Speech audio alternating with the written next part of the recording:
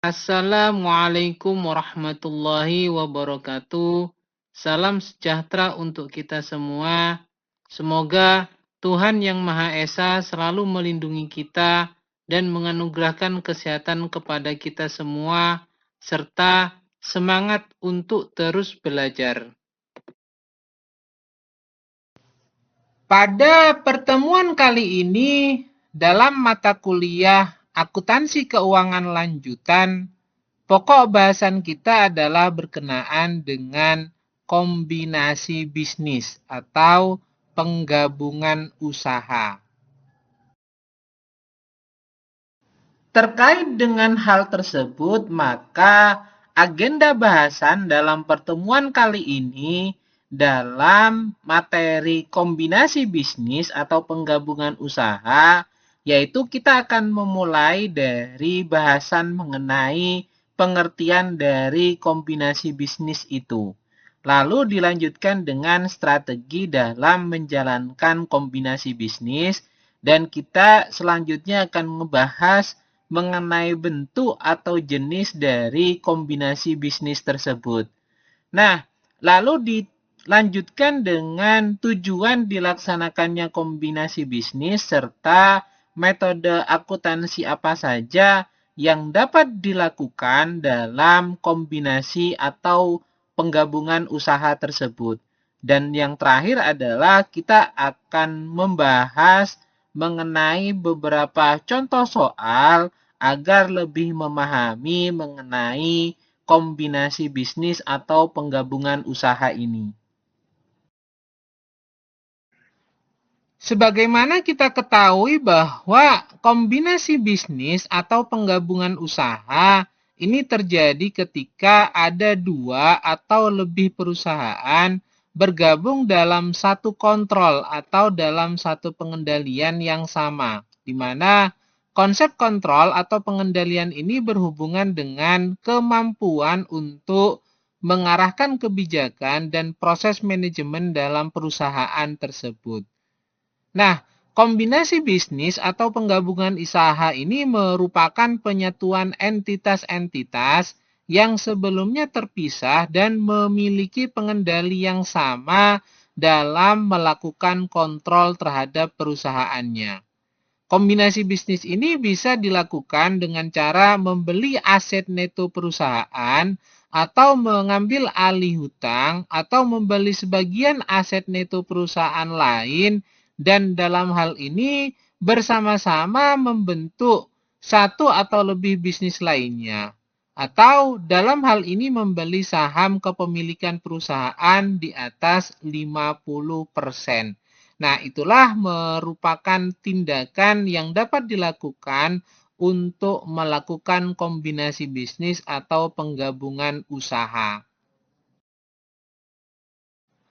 Kombinasi bisnis atau penggabungan usaha ini diatur dalam Pernyataan Standar Akuntansi Keuangan atau PSAK nomor 22, di mana hal ini dalam pernyataan tersebut disebutkan mengenai definisi dari kombinasi bisnis, yaitu suatu transaksi atau peristiwa lain di mana pihak pengakuisisi ini memperoleh pengendalian atas satu atau lebih suatu bisnis.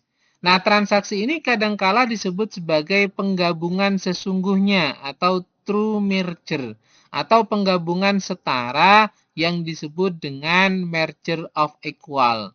Nah, masih dalam Pernyataan Standar Akuntansi Keuangan nomor 22 disebutkan bahwa tujuan dari dilakukannya kombinasi bisnis ini adalah untuk meningkatkan keandalan, relevansi, dan daya banding.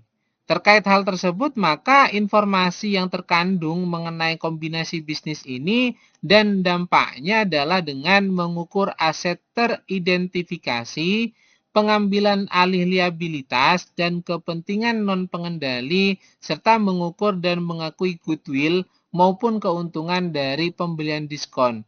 Juga dalam hal ini adalah menentukan jenis informasi apa saja yang perlu diungkapkan. Kombinasi bisnis ini sebenarnya dirancang dengan berbagai cara untuk alasan hukum, perpajakan, ataupun alasan lainnya. Selain itu, tujuan tersebut dari yang namanya kombinasi bisnis adalah perusahaan dalam hal ini dapat melakukan penggabungan usaha dengan motivasi yang lebih spesifik, yaitu dalam hal ini adalah menghemat biaya, mengurangi resiko, mengurangi penundaan beroperasinya perusahaan, menghindari terkait dengan pengambil alihan oleh perusahaan lainnya, dan memperoleh aset tidak berwujud serta adanya alasan-alasan lain yang dapat dibenarkan untuk melakukan kegiatan kombinasi bisnis tersebut. Nah, dalam hal ini yang termasuk tetapi tidak terbatas pada yang pertama adalah satu atau lebih bisnis menjadi entitas anak dari pihak pengakuisisi atau aset neto dari satu atau lebih bisnis secara hukum digabungkan ke pihak pengakuisisi. Dan yang kedua yaitu satu entitas yang bergabung dalam hal ini mengalihkan aset netonya atau kepemilikannya dalam hal ini dialihkan untuk kepentingan ekuitasnya kepada entitas lain yang bergabung atau menjadi pemiliknya. Dan yang ketiga yaitu terkait dengan seluruh entitas yang bergabung mengalihkan aset netonya atau pemiliknya dalam hal ini mengalihkan kepentingan ekuitasnya kepada satu entitas yang baru dibentuk. Kadang disebut juga sebagai roll up atau part together. Dan yang terakhir yaitu yang keempat adalah terkait dengan sekelompok pemilik sebelumnya dari salah satu entitas kombinasi memperoleh pengendalian atas entitas kombinasi tersebut. Perusahaan dalam hal ini dapat melakukan kombinasi bisnis atau penggabungan usaha dengan motivasi yang lebih spesifik, yaitu yang pertama adalah menghemat biaya, di mana dengan melakukan kombinasi bisnis, berbagai biaya itu sebenarnya bisa dihemat. Di antaranya yaitu terkait dengan biaya gaji berbagai manajer, biaya penelitian produk baru, baik produk tersebut itu sudah ada di perusahaan yang diakuisisi, dan biaya penelitian dan pengembangan. Serta yang kedua yang menjadi motivasi dalam melakukan kegiatan kombinasi bisnis adalah mengurangi resiko. Sebagaimana kita ketahui, membeli perusahaan yang sudah memiliki berbagai macam produk dan juga pasarnya akan lebih kecil resikonya dibandingkan dengan mengembangkan dan memasarkan produk baru. Dan yang ketiga, terkait dengan motivasi dalam melakukan kombinasi bisnis adalah mengurangi penundaan beroperasinya perusahaan. Di mana kita ketahui dalam hal ini membeli perusahaan yang sudah memiliki berbagai macam fasilitas dan sudah memenuhi berbagai macam aturan pemerintah akan lebih cepat dibandingkan dengan mengembangkan sendiri atau mendirikan perusahaan baru. Selain itu, motivasi lain terkait dengan kegiatan kombinasi bisnis adalah menghindari pengambil alihan oleh perusahaan lain, di mana dalam hal ini salah satu cara untuk menghindari pengambil alihan oleh perusahaan lain adalah dengan melakukan kombinasi bisnis. Dan berikutnya adalah memperoleh aset tidak berwujud. Sebagaimana kita ketahui bahwa salah satu alasan untuk melakukan kombinasi bisnis adalah untuk memperoleh aset tidak berwujud yang dimiliki oleh perusahaan yang diakuisisi seperti hak paten, hak penambangan, database pelanggan, dan lain sebagainya. Dan yang terakhir yang menjadi motivasi dalam melakukan kegiatan bisnis adalah adanya alasan-alasan lain seperti semisal ada perusahaan yang punya kebanggaan tersendiri ketika berhasil mengakuisisi perusahaan-perusahaan lainnya. Bahasan selanjutnya adalah terkait dengan strategi yang dapat dilakukan dalam kegiatan kombinasi bisnis, di mana kombinasi bisnis ini dilakukan untuk memperoleh efisiensi operasi melalui integrasi secara horizontal ataupun integrasi secara vertikal atau mendiversifikasikan risiko usaha melalui kegiatan konglomerasi. Nah, untuk membahas secara detail pada masing-masing strategi tersebut, yang pertama adalah terkait dengan integrasi horizontal, di mana integrasi horizontal ini merupakan kombinasi bisnis yang dilakukan dengan cara mengakuisisi atau menggabungkan perusahaan dalam line bisnis atau pasar yang sama. Sebagai contoh, misalnya perusahaan mie instan yang mengakuisisi perusahaan produsen kecap, saos, dan makanan kecil yang bahan bakunya dalam hal ini adalah menggunakan bahan baku yang sejenis.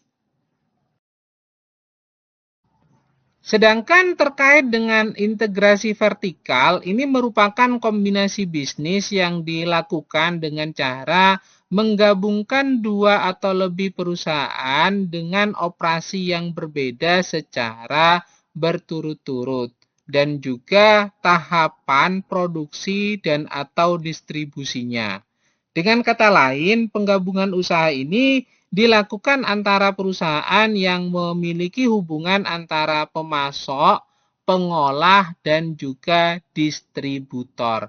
Sebagai contoh, misalnya dalam hal ini adalah perusahaan kain yang mengakuisisi perusahaan benang sehingga terjadi yang namanya integrasi hulu. Contoh lainnya yaitu jika perusahaan kain ini mengakuisisi perusahaan pakaian, maka akan terjadi integrasi hilir.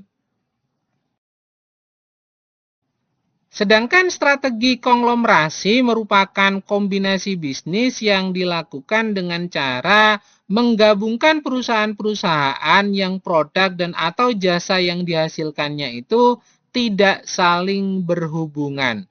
Nah, penggabungan perusahaan-perusahaan tersebut itu akan menghasilkan perusahaan konglomerasi, yaitu grup usaha dengan berbagai produk dan atau jasa yang dihasilkan dan bergerak dalam industri yang berbeda. Sebagaimana contoh dalam hal ini yaitu perusahaan minyak mengakuisisi perusahaan asuransi atau perusahaan otomotif atau perbankan. Sedangkan terkait dengan bentuk atau jenis dari kombinasi bisnis, ini terbagi menjadi dua, yaitu internal business expansion dan external business expansion. Nah, untuk perluasan usaha atau kombinasi bisnis yang berhubungan dengan internal business expansion, ini merupakan ekspansi yang dilakukan di dalam perusahaan itu sendiri dengan menggunakan modal yang berasal dari pendapatan perusahaan yang berupa return earning. Misalnya dalam hal ini adalah pendirian pabrik baru, diversifikasi produk, dan lain sebagainya. Sedangkan terkait dengan bentuk atau jenis kombinasi bisnis yang berhubungan dengan external business expansion, ini terbagi menjadi tiga kelompok, yaitu yang pertama adalah bentuknya merger, yang kedua adalah bentuknya konsolidasi, dan yang ketiga adalah bentuknya akuisisi. Untuk bentuk atau jenis kombinasi bisnis berupa merger, maka merger ini merupakan kombinasi bisnis yang terjadi ketika dua perusahaan atau lebih itu bergabung, di mana perusahaan yang diakuisisi itu dibubarkan, serta semua aset dan liabilitasnya itu diambil oleh pihak yang mengakuisisinya. Nah, dalam proses merger terdapat perusahaan yang dibubarkan dan perusahaan yang lain itu tetap berdiri. Untuk perusahaan yang masih berdiri, ini akan menggabungkan aset dan liabilitasnya dengan aset dan liabilitas dari perusahaan terakuisisi yang telah dibubarkan tersebut. Nah, Kegiatan merger atau bentuk merger ini merupakan jenis penggabungan usaha di mana salah satu perusahaan yang bergabung bertahan dan perusahaan lainnya itu dibubarkan. Dan setelah merger, operasi dari perusahaan yang dulunya terpisah tersebut itu sekarang berada di bawah satu entitas. Nah, untuk memudahkan terkait dengan ilustrasi dari merger tersebut, yaitu bila mana contohnya ada dua perusahaan atau lebih, yaitu perusahaan AA dan perusahaan B, ini melakukan yang namanya kegiatan merger. Maka dalam hal ini perusahaan BB itu dibubarkan, sedangkan perusahaan AA ini mengakuisisi semua aset yang dimiliki dan juga liabilitas yang dimiliki oleh perusahaan BB tersebut dan dimasukkan ke dalam perusahaan AA. Sehingga terjadilah yang namanya kombinasi bisnis dalam bentuk merger. Sedangkan bentuk dan jenis kombinasi bisnis berikutnya adalah berupa konsolidasi, di mana konsolidasi ini merupakan kombinasi bisnis yang terjadi antara dua atau lebih perusahaan yang bergabung dan masing-masing melebur membentuk satu perusahaan baru.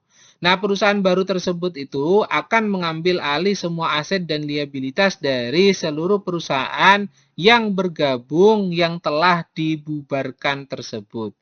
Nah, konsolidasi ini dimaknai juga sebagai perbuatan hukum yang dilakukan oleh dua perseroan atau lebih untuk meleburkan diri dengan cara membentuk satu perseroan baru dan masing-masing perseroan yang meleburkan diri tersebut itu kondisinya dibubarkan atau menjadi perusahaan yang bubar.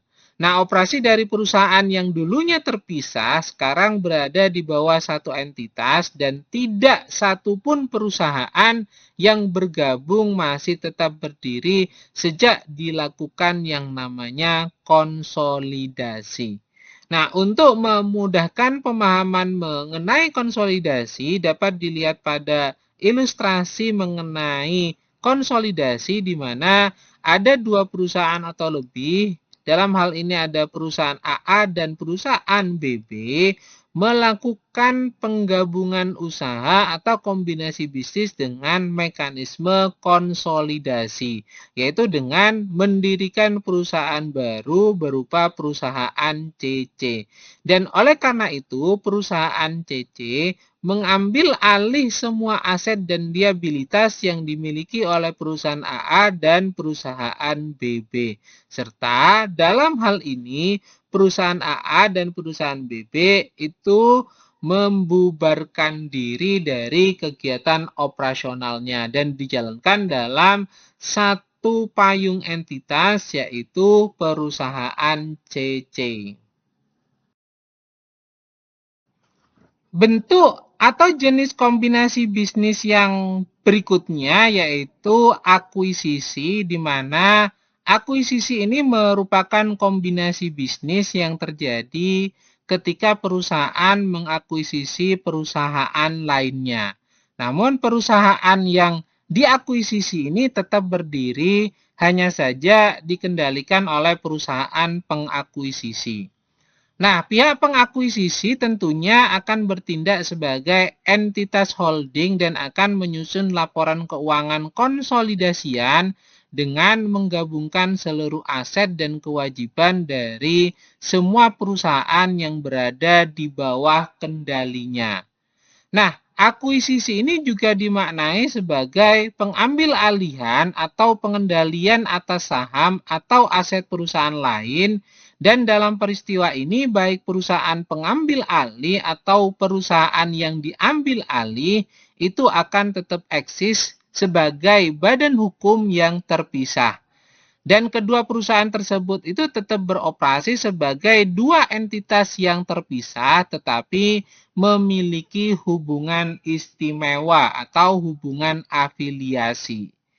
Untuk memudahkan terkait dengan bentuk atau jenis kombinasi bisnis berupa akuisisi ini dapat dilihat bahwa perusahaan AA dan perusahaan BB ini pada awalnya merupakan perusahaan yang berdiri secara mandiri, sendiri-sendiri. Namun, karena perusahaan AA ini pengen mengakuisisi perusahaan BB, maka dalam hal ini perusahaan AA membeli sejumlah saham atau kepemilikan yang ada pada perusahaan BB tersebut, sehingga perusahaan AA ini dapat mengendalikan segala bentuk aktivitas operasional perusahaan BB. Namun, secara badan hukum, kedua perusahaan tersebut, yaitu perusahaan AA dan perusahaan BB, masih eksis, berjalan, dan beroperasi sebagaimana biasanya. Terkait dengan bahasan mengenai bentuk atau jenis kombinasi bisnis berupa akuisisi, ada 4 hal yang akan kita bahas, yaitu berkenaan dengan klasifikasi akuisisi, alasan dilaksanakannya akuisisi, manfaat pelaksanaan akuisisi, dan bagaimana proses akuisisi tersebut itu dijalankan. Nah, terkait dengan masalah klasifikasi akuisisi ini, akuisisi terbagi menjadi 2, yaitu akuisisi saham dan akuisisi aset. Di mana akuisisi saham yaitu perusahaan yang akan mengambil alih itu membeli saham perusahaan sasaran baik secara tunai ataupun menggantinya dengan sekuritas lain berupa saham atau obligasi, baik secara langsung maupun tidak langsung melalui perusahaan anak. Sedangkan akuisisi aset, di mana dalam hal ini suatu perusahaan dapat mengakuisisi perusahaan lain dengan cara membeli aset perusahaan tersebut. Nah, cara ini akan menghindarkan perusahaan dari kemungkinan memiliki pemegang saham minoritas yang dapat terjadi pada peristiwa akuisisi saham. Akuisisi aset ini dilakukan dengan cara pemindahan hak kepemilikan aset yang dibeli kepada perusahaan yang mengakuisisinya tersebut. Sedangkan terkait dengan alasan dilakukannya akuisisi, di mana alasan yang sering dikemukakan ketika perusahaan itu bergabung dengan perusahaan lain atau melakukan akuisisi, yaitu karena dengan akuisisi perusahaan akan mampu mencapai pertumbuhan lebih cepat daripada harus membangun unit usahanya sendiri. Nah, selain itu, faktor yang paling mendasari perusahaan dalam melakukan akuisisi adalah terkait dengan motif ekonomi atau mendapatkan keuntungan. Namun, ada beberapa perusahaan yang melakukan akuisisi itu karena adanya beberapa motivasi, yaitu berkaitan dengan yang pertama adalah sinergi, di mana dalam hal ini ada misalnya 2 perusahaan yang memiliki tujuan bersama sehingga melakukan kolaborasi untuk dilakukannya penggabungan usaha sehingga mereka dapat bersinergi dalam usaha tersebut.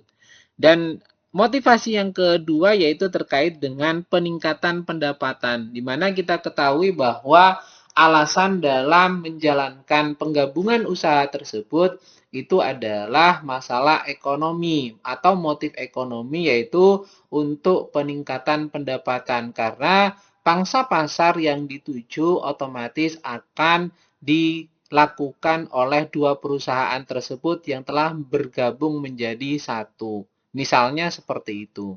Nah, motivasi berikutnya yaitu terkait dengan penurunan biaya, di mana harapannya dengan melakukan kombinasi bisnis ini dapat melakukan yang namanya efisiensi karena ada beberapa personal atau beberapa orang yang dapat melakukan rangkap jabatan pada pos-pos tertentu dalam organisasi yang baru. Dan yang berikutnya sebagai motivasi dalam pelaksanaan akuisisi ini adalah tentunya terkait dengan penghematan pajak, di mana bisa jadi dengan kebijakan melakukan akuisisi tersebut lebih efisiensi dalam masalah perhitungan perpajakannya. Dan yang kelima yaitu tentunya motivasi yang dapat dijadikan dasar adalah mengenai diversifikasi untuk melahirkan produk-produk khusus dari kompetitor yang pada akhirnya menjadi satu kesatuan dalam kombinasi bisnis tersebut. Nah, itulah beberapa alasan dilakukannya akuisisi. Sedangkan manfaat atau keuntungan dilakukannya akuisisi yaitu yang pertama adalah peningkatan pertumbuhan yang lebih cepat daripada melakukan pertumbuhan secara internal. Karena apa? Karena dapat dilakukan secara bersama-sama dengan tujuan yang sama. Dan yang kedua yaitu mengurangi tingkat persaingan dengan membeli beberapa badan usaha untuk menggabungkan kekuatan pasar dan pembatasan persaingan sehingga dapat dilakukan yang namanya penggabungan usaha tersebut. Dan yang ketiga yaitu memasuki pasar baru penjualan dan pemasaran yang sulit ditembus sehingga perlu dilakukan yang namanya kolaborasi untuk dapat menembus pasar tersebut. Dan yang keempat yaitu menyediakan managerial skill karena dengan adanya penggabungan ini, otomatis manajerial ini tentunya akan mengelola aset badan usaha yang lebih profesional lagi. Dan kita ketahui dengan penggabungan usaha tersebut tentunya aset yang dimiliki oleh perusahaan akan semakin besar. Berikutnya adalah terkait dengan proses akuisisi, di mana dalam proses akuisisi ini ada 3 tahapan yang dapat dilakukan, yaitu tahap pertama adalah tahapan persiapan, di mana dalam tahapan persiapan ini meliputi mengembangkan strategi dan kriteria akuisisi, lalu meneliti dan mengidentifikasi perusahaan sasaran, serta melakukan evaluasi strategi terhadap sasaran dan menilai kelayakan dari akuisisi tersebut.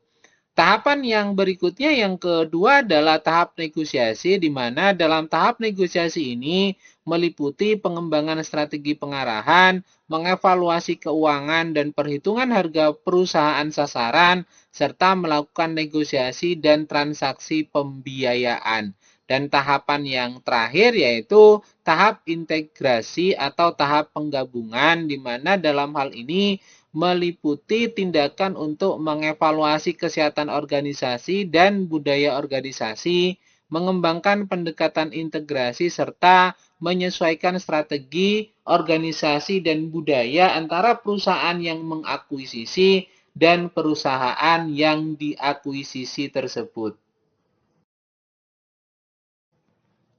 Kalau misalnya kita simpulkan secara keseluruhan berkaitan dengan tujuan dilaksanakannya kombinasi bisnis, yaitu pertama adalah terkait dengan diversifikasi usaha, di mana jika terjadi penggabungan usaha, maka usaha yang baru ini tentunya akan memiliki lini usaha yang lebih banyak, sehingga usaha ini akan memiliki diversifikasi produk yang lebih banyak juga.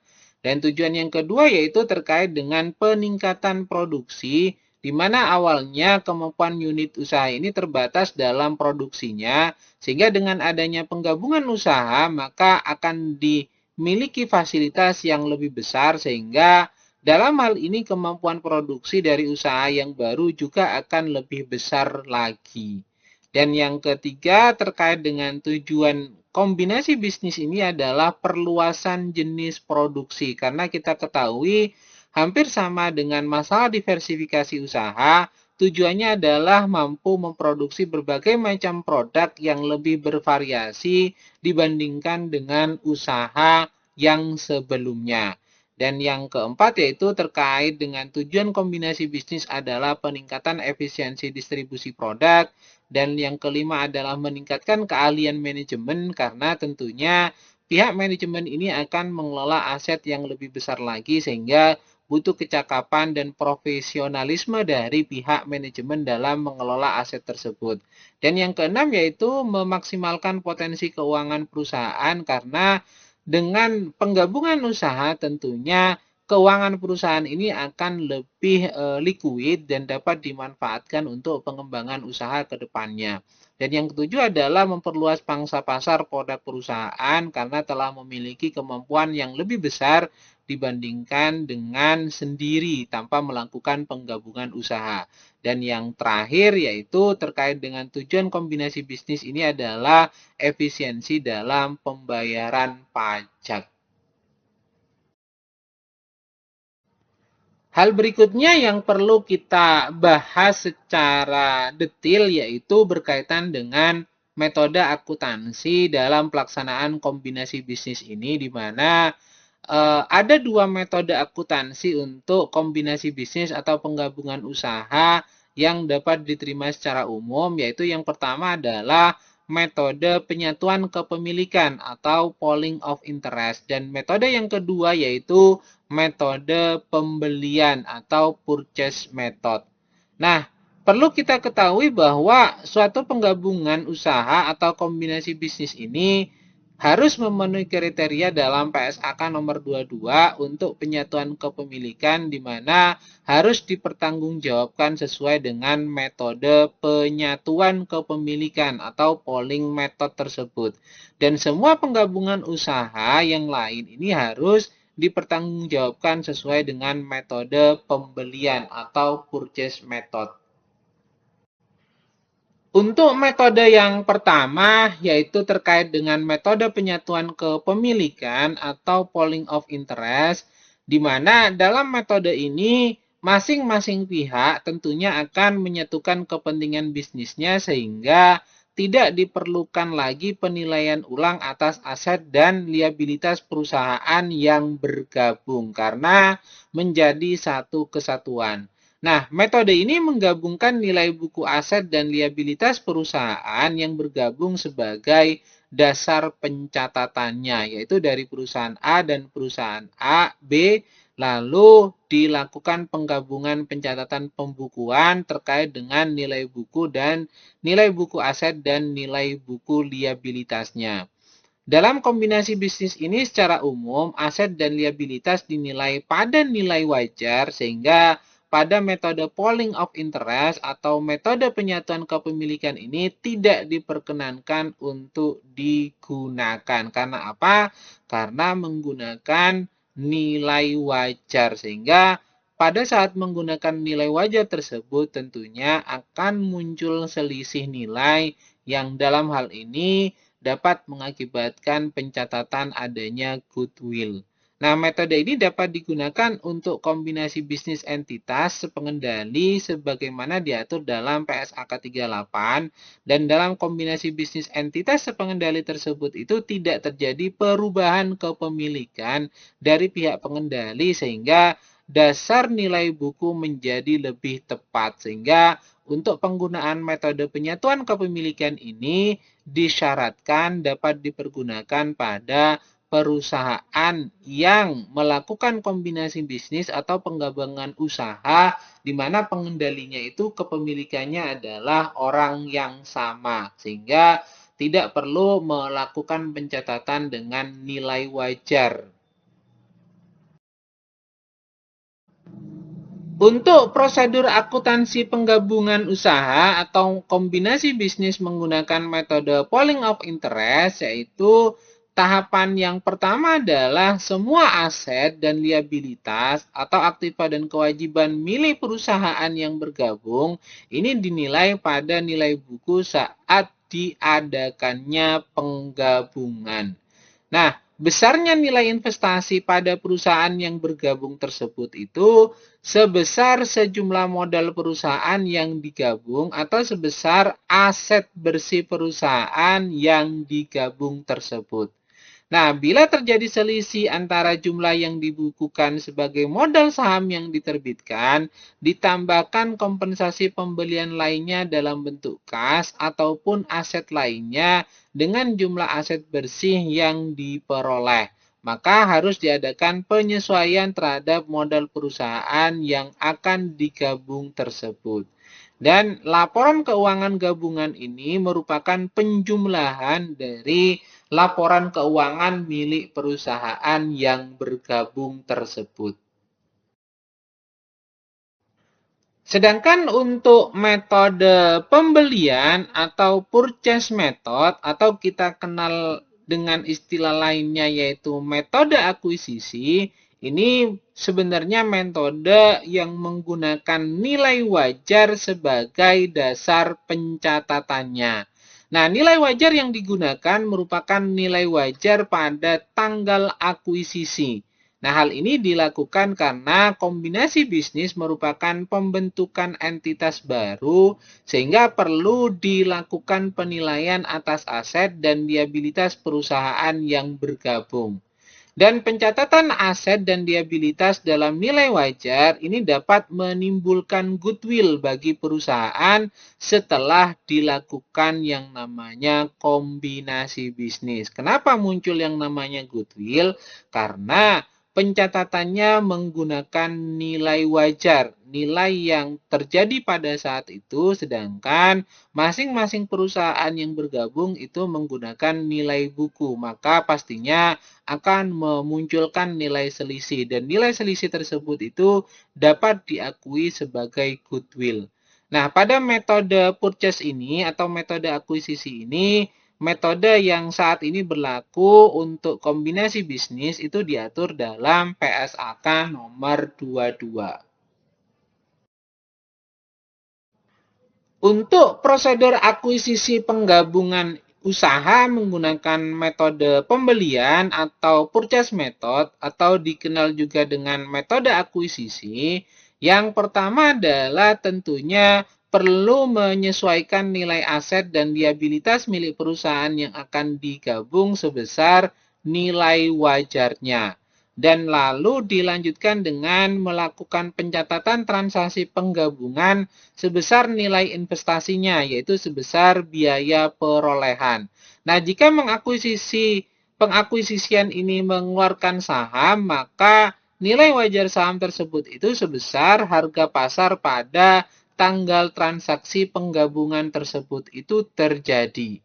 Bila harga pasar tidak dapat digunakan sebagai indikator, maka diestimasi secara proporsional dan perusahaan pengakuisisi atau yang mengakuisisi mana yang lebih dapat ditentukan dalam perhitungan proporsional antara perusahaan pengakuisisi dan perusahaan yang diakuisisi tersebut. Dan selanjutnya yaitu membuat jurnal pembalik mengenai aset dan liabilitas dari perusahaan yang digabung tersebut. Apabila terjadi selisih antara nilai investasi dengan aset bersih yang diterima oleh perusahaan pengakuisisi, maka selisih tersebut itu dicatat ke dalam rekening goodwill pada kelompok aset pada perusahaan tersebut. Untuk lebih memahami konsekuensi akuntansi dari kombinasi bisnis, maka kita dapat mempelajari dari ilustrasi contoh kasus, di mana dalam hal ini misalnya PT Panorama membeli aset neto dari PT Senja pada tanggal 27 Desember 2016. Nah, dalam kombinasi bisnis tersebut itu PT Senja kemudian dibubarkan sehingga yang ada hanya PT Panorama saja. Aset telah teridentifikasi dan liabilitas pada PT Senja yang diambil oleh PT Panorama pada tanggal tersebut itu menunjukkan data sebagaimana dalam tabel yang disampaikan, di mana total asetnya dalam nilai tercatat itu terdiri dari senilai 1 miliar yang terdiri dari kas sebesar 50 juta dengan nilai wajar juga sama yaitu 50 juta dan piutang usaha sebesar 150 juta dengan nilai wajar sebesar 140 juta. Inventory atau persediaan nilai tercatatnya adalah 200 juta sedangkan nilai wajarnya adalah sebesar 250 juta. Dan juga ada tanah sebesar 50 juta namun nilai wajarnya itu diakui sebesar 100 juta rupiah. Dan ada nilai bangunan yaitu sebesar 300 juta dengan nilai wajarnya sebesar 500 juta serta equipment yang senilai dalam nilai tercatat sebesar 250 juta dengan nilai wajar sebesar 350 juta. Dan ada juga nilai wajar berupa paten sebesar 50 juta sehingga total aset yang tercatat pada pada PT Senja yang tercatat itu adalah sebesar 1 miliar, namun memiliki nilai wajar sebesar 1.440 juta rupiah. Nah, untuk masalah kewajiban, ini ada akun payable atau utang usaha sebesar yang tercatat adalah 60 juta rupiah dengan nilai wajar sebesar 60 juta rupiah juga, dan juga ada note payable sebesar 150 juta yang tercatat dengan nilai wajarnya adalah sebesar 135 juta rupiah. Dan ada juga untuk utang usaha lain-lain sebesar nilai tercatatnya adalah 40 juta rupiah dan dengan nilai wajar adalah 45 juta. Dan untuk total kewajiban atau total liabilitas itu sebesar 250 juta, di mana nilai wajarnya adalah sebesar 240 juta rupiah. Nah, untuk net asetnya dari PT Senja tersebut itu menunjukkan bahwa nilai tercatatnya itu adalah sebesar 750 juta dengan nilai wajar sebesar 1.200.000.000 rupiah. Untuk menyelesaikan ilustrasi kasus tersebut, maka dalam tahapan awal ini kita mengasumsikan terjadinya pembelian aset neto perusahaan dengan menggunakan goodwill. Nah, oleh karena itu, PT Panorama dapat memperoleh 100% kepemilikan PT Senja dengan membayar uang tunai sebesar 400 juta rupiah dan menerbitkan saham sebesar 50.000 lembar saham dengan nilai parnya sebesar 10.000 rupiah. Dengan nilai pasar saham yaitu sebesar 20.000 rupiah. Dan dalam transaksi kombinasi bisnis tersebut, PT Panorama membayar berbagai biaya untuk akuisisi sebesar 9 juta dan biaya penerbitan saham sebesar 5 juta rupiah. Nah, atas akuisisi tersebut maka memunculkan nilai goodwill karena adanya perhitungan sebagai berikut, di mana yang pertama adalah kita menghitung nilai investasi yang dikeluarkan oleh PT Panorama, yaitu adanya pembayaran tunai sebesar 400 juta rupiah. Lalu ada penerbitan saham sebanyak 50.000 lembar dengan nilai par saham berdasarkan pada nilai pasarnya yaitu sebesar 20.000 rupiah per lembar saham, sehingga penerbitan saham tersebut itu senilai 1 miliar rupiah. Maka jumlah imbalan yang diberikan yaitu terdiri dari uang tunai dan penerbitan saham senilai 1,4 miliar. Sedangkan aset neto teridentifikasi yang diperoleh berdasarkan pada tabel dapat kita lihat pada tabel nilai wajar itu menunjukkan nilai 1,2 miliar. Dan atas selisih tersebut antara jumlah imbalan yang telah diberikan dan nilai aset neto yang teridentifikasi tersebut, maka ada selisih sebesar 200 juta rupiah yang diakui sebagai goodwill. Oleh karena itu, maka aset neto yang teridentifikasi diperoleh dari nilai wajar aset yang diperoleh, selanjutnya dikurangi dengan nilai liabilitas. Dan atas transaksi akuisisi tersebut, maka PT Panorama mengakui adanya goodwill sebesar 200 juta rupiah. Sedangkan biaya-biaya lain yang dikeluarkan oleh PT Panorama ini tidak dimasukkan ke dalam nilai investasi, tetapi tercatat sebagai biaya akuisisi diakui sebagai beban pada periode berjalan dan biaya penerbitan saham dalam rangka akuisisi ini dapat didebitkan ke agio saham. Sehingga jurnal yang dibuat oleh PT Panorama atas transaksi akuisisi pada PT Senja tersebut, yaitu investasi pada PT Senja sebesar 1,4 miliar berupa kas sebesar 400 juta, berupa kapital stok sebesar 500 juta, dan berupa additional pen in capital yaitu sebesar 500 juta rupiah. Kenapa? Karena di sini ada selisih nilai pasar untuk nilai dari harga saham tersebut yang sebenarnya tercatat 10.000, namun nilai pasarnya adalah 20.000 per lembar saham. Nah, ini dipergunakan untuk mencatat penerbitan 50.000 lembar saham dan pembayaran 400 juta rupiah tunai untuk kegiatan kombinasi bisnis dengan PT Senja tersebut.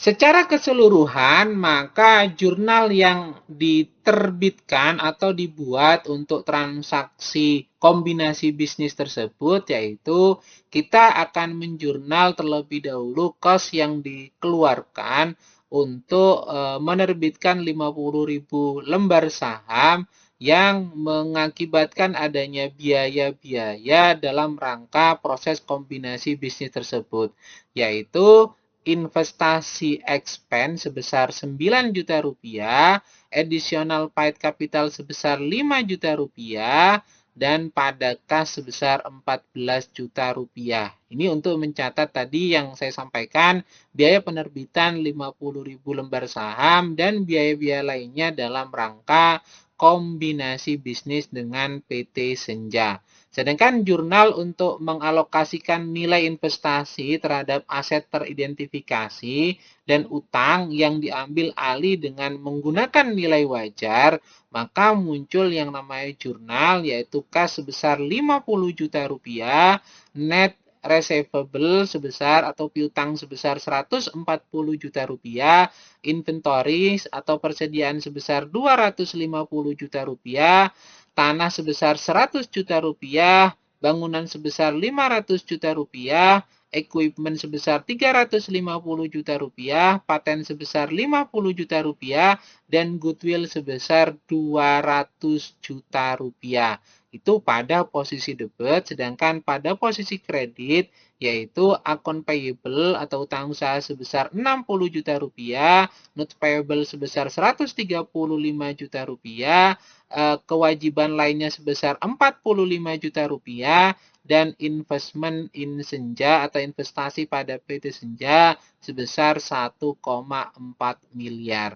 Ingat, dalam penjurnalan ini yang digunakan adalah menggunakan nilai wajar, sehingga berdampak pada munculnya yang namanya goodwill dalam perhitungan tersebut. Untuk ilustrasi kasus berikutnya, yaitu dengan pembelian aset neto menggunakan diskon atau goodwill negatif. Misal dalam hal ini berdasarkan pada contoh kasus sebelumnya, di mana dalam hal ini PT Panorama menerbitkan 40.000 lembar saham dengan nilai par yaitu sebesar Rp10.000 per lembar sahamnya dan memiliki nilai pasar saham sebesar Rp20.000 per lembar sahamnya. Selain itu, PT Panorama juga menyerahkan 10% note payable-nya senilai 200 juta rupiah untuk memperoleh aset neto dari PT Senja.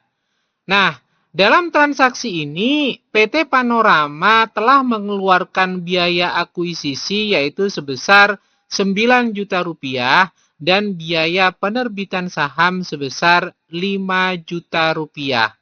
Maka, berdasarkan pada hal tersebut, atas akuisisi yang dijalankan, nilai goodwill yang timbul itu dapat dihitung sebagai berikut, yaitu di mana nilai investasi yang dikeluarkan oleh PT Panorama ini terdiri dari penyerahan efek hutang atau notes payable sebesar 200 juta rupiah dan adanya penerbitan saham sebanyak 40.000 lembar saham dengan nilai pasar saham yaitu sebesar Rp20.000 per lembar sahamnya, ketemu nilainya adalah 800 juta rupiah. Bila ditotal, jumlah imbalan yang diberikan yaitu nilai investasi yang dikeluarkan PT Panorama yang terdiri dari penyerahan efek hutang dan penerbitan saham itu senilai 1 miliar rupiah. Tentunya ini tidak sebanding dengan aset neto teridentifikasi yang diperoleh dari PT Senja, di mana pada tabel sebelumnya disebutkan yaitu aset neto teridentifikasi milik PT Senja yaitu sebesar 1,2 miliar rupiah. Sehingga dalam hal ini terjadilah yang namanya bargain purchase yang berdampak pada goodwill negatif yaitu sebesar 200 juta rupiah. Karena apa? Karena jumlah investasi yang dikeluarkan oleh PT Panorama lebih kecil dibandingkan dengan aset neto teridentifikasi yang dimiliki oleh PT Senja tersebut pada saat dilakukannya akuisisi. Dalam hal ini, berdasarkan pada transaksi yang ada sebagaimana tadi dipaparkan, bahwa nilai aset neto teridentifikasi PT Senja yang diperoleh oleh PT Panorama ini tentunya lebih besar apabila dibandingkan dengan nilai investasi yang dikeluarkan oleh PT Panorama. Nah, atas transaksi akuisisi tersebut itulah, maka PT Panorama mengakui adanya goodwill negatif sebesar 200 juta rupiah yang dalam hal ini dicatat sebagai pendapatan atau gain on bargain purchase.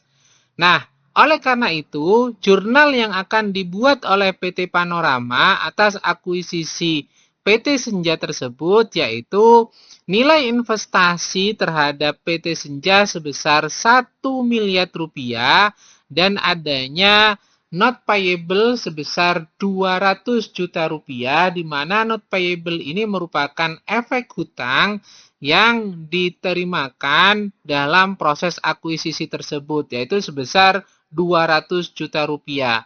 Dan ada share capital original yaitu sebesar 400 juta rupiah yang diperoleh dari pengeluaran atau penerbitan saham sebanyak Rp40.000 dikali dengan harga parnya yaitu sebesar Rp10.000. Sedangkan share premiumnya dari penerbitan saham tersebut yaitu sejumlah 400 juta rupiah yang diperoleh dari selisih harga saham, harga pasar saham dengan nilai parnya yaitu 20.000 dikurangi 10.000 dikali dengan 40.000 lembar saham yang diterbitkan tersebut. Nah, itulah jurnal untuk mencatat adanya penerbitan 40.000 lembar saham dan penyerahan note payable atau efek hutang sebesar 200 juta rupiah untuk melakukan kombinasi bisnis dengan PT Senja.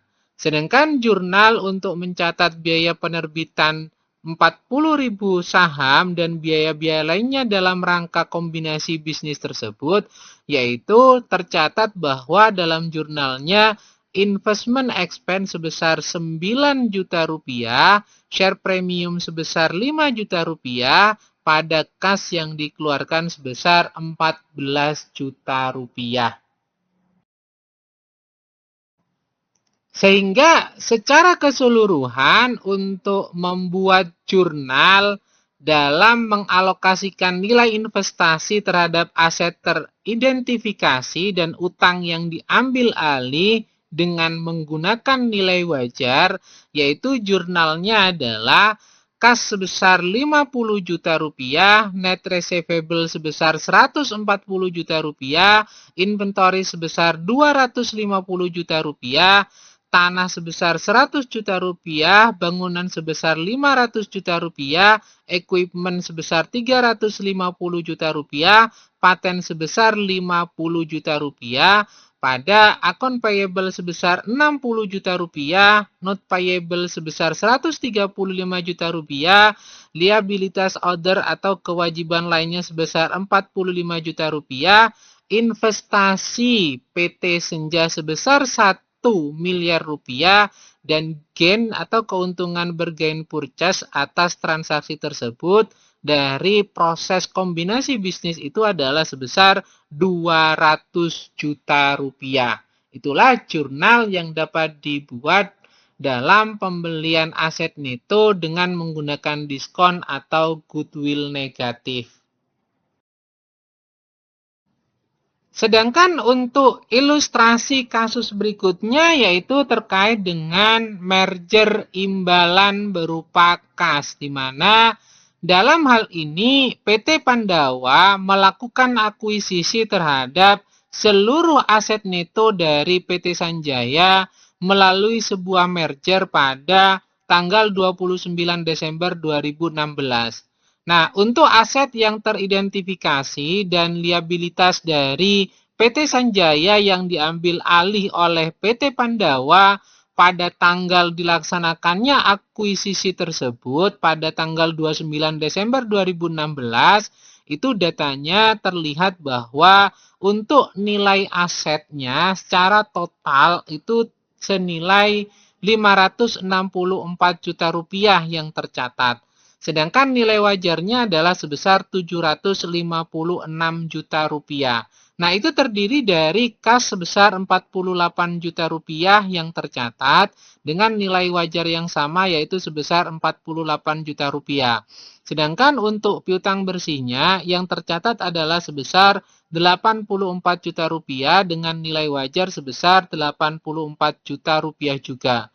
Nah, untuk nilai inventory atau nilai persediaan itu yang tercatat adalah sebesar 72 juta rupiah dengan nilai wajar sebesar 120 juta rupiah. Nah, untuk land atau tanah itu nilai tercatatnya adalah sebesar 96 juta rupiah dengan nilai wajar sebesar 144 juta rupiah. Untuk nilai bangunan dan equipment itu nilai yang tercatat adalah 744 juta rupiah dengan akumulasi penyusutan sebesar 480 juta rupiah. Sedangkan nilai wajar dari bangunan dan equipment tersebut adalah sebesar 360 juta rupiah. Oleh karena itu, dari rincian tersebut dapat kita lihat bahwa total aset yang dimiliki oleh PT Sanjaya yang tercatat adalah sebesar 564 juta rupiah dengan nilai wajar sebesar 756 juta rupiah. Sedangkan untuk liabilitasnya itu terdiri dari akun payable atau utang usaha yang tercatat adalah sebesar 132 juta rupiah dengan nilai wajar yang sama yaitu sebesar 132 juta rupiah. Sedangkan untuk notes payable-nya atau efek utangnya yang tercatat adalah sebesar 288 juta rupiah dengan nilai wajar yang sama yaitu sebesar 288 juta rupiah. Nah, untuk nilai common stock yang tercatat yaitu sebesar 43.200.000 rupiah dengan nilai wajar tidak ada. Additional pain in capitalnya itu nilai tercatatnya juga 24 juta rupiah dengan nilai wajar yang juga tidak ada. Return earning yang tercatat juga 76.800.000 rupiah dengan nilai wajar yang tidak ada. Sehingga ketika kita kumulasikan dari total liabilitas tersebut yang tercatat itu adalah sebesar 564 juta rupiah sedangkan nilai wajar dari total liabilitas tersebut adalah sebesar 420 juta rupiah. Oleh karena itu, maka kita dapat melihat aset netonya atau net asetnya, yaitu tinggal mengurangi antara nilai wajar untuk total aset sebesar 756 juta rupiah dikurangi dengan nilai wajar dari total liabilitas yaitu sebesar 420 juta rupiah. Sehingga ketemu net asetnya dari PT Sanjaya tersebut pada saat dilakukan yang namanya akuisisi oleh PT Pandawa adalah sebesar 336 juta rupiah. Atas hal tersebut, maka PT Pandawa dalam hal ini memperoleh 100% kepemilikan PT Sanjaya dengan membayar uang tunai sebesar Rp422.400.000. Sehingga dalam proses akuisisi ini atau proses kombinasi bisnis ini, PT Pandawa harus membayar biaya legal untuk melakukan yang namanya akuisisi atau kombinasi bisnis yaitu sebesar 20 juta rupiah. Nah, atas akuisisi tersebut, maka nilai goodwill yang timbul itu dapat diperhitungkan dari nilai investasi yang dikeluarkan oleh PT Panorama dikurangi dengan aset neto teridentifikasi yang diperoleh pada saat melakukan proses akuisisi.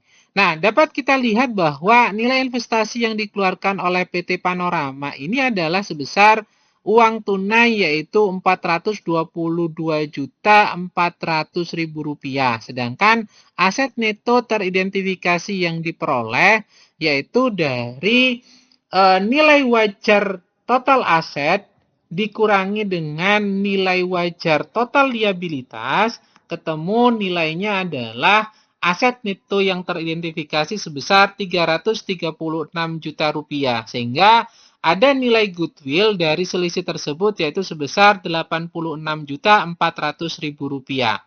Nah, aset neto yang teridentifikasi tersebut itu diperoleh dari nilai wajar aset dikurangi dengan nilai wajar liabilitas. Atas transaksi akuisisi tersebut itulah maka PT Pandawa mengakui adanya goodwill sebesar Rp86.400.000. Sedangkan biaya-biaya lain yang dikeluarkan oleh PT Pandawa tersebut itu tidak dimasukkan ke dalam nilai investasi tetapi diakui sebagai beban pada periode berjalan. Nah, jurnal yang dibuat oleh PT Pandawa atas transaksi akuisisi pada PT Sanjaya tersebut yaitu investasi pada PT Sanjaya sebesar Rp422.400.000 pada kas sebesar Rp422.400.000. Sedangkan untuk cost legalnya dalam proses akuisisi itu di jurnal adalah investment expense sebesar 20 juta rupiah pada kas sebesar 20 juta rupiah. Nah, itu adalah jurnal untuk mencatat biaya legal pada saat terlaksananya proses kombinasi bisnis dengan PT Sanjaya. Sedangkan jurnal untuk mencatat akuisisi aset bersih dengan menggunakan nilai wajar, yaitu jurnalnya adalah kas sebesar 48 juta rupiah, net receivable sebesar 84 juta rupiah, inventory sebesar 120 juta rupiah, tanah sebesar 144 juta rupiah, building and equipment sebesar 360 juta rupiah, dan goodwill sebesar 86 juta 400 ribu rupiah. Nah, itu untuk posisi debitnya. Sedangkan posisi kreditnya itu terdiri dari akun payable atau piutang utang usaha sebesar 132 juta rupiah, not payable sebesar 288 juta rupiah, dan cash sebesar 422 juta 400 ribu rupiah. Nah, atas penjurnalan tersebut, dalam proses akuisisi ini maka PT Sanjaya sebagai entitas yang dibubarkan ini akan menghapus bukukan seluruh aset dan liabilitas yang dimiliki dan menghentikan operasinya. Karena apa? Karena proses akuisisi atau kombinasi bisnis ini telah terlaksana dengan baik. Mungkin itu dulu paparan yang dapat saya sampaikan. Mudah-mudahan dapat dipahami dengan baik. Bila ada hal yang kurang berkenan, saya mohon maaf sebesar-besarnya. Saya akhiri, wabillahi taufik wal hidayah. Wassalamualaikum warahmatullahi wabarakatuh. Jangan lupa untuk selalu menjalankan pola hidup sehat dan bersih. Semoga Tuhan Yang Maha Esa selalu menganugerahkan kesehatan kepada kita semua. Amin. Terima kasih.